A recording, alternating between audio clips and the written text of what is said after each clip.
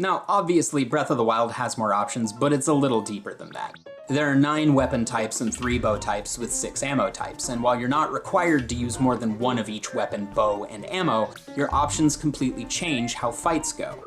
But the most important difference between Ocarina and Breath of the Wild is the camera controls. You are no longer limited to what's directly in front of you on the screen. The most complicated fight in all of Ocarina is probably the one where you fight 2 Iron Knuckles at one time, or maybe the one at the end of the Ice Cavern where you fight 2 White Wolfos.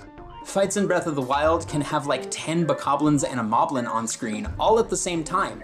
There can be some off-screen trying to throw explosive barrels at you, or throwing rocks, or shooting arrows. The majority of the time you run into a group of Bokoblins, there's a minimum of 3 enemies, and Stall and Keese enemies usually show up randomly at night in groups of 3 or 4.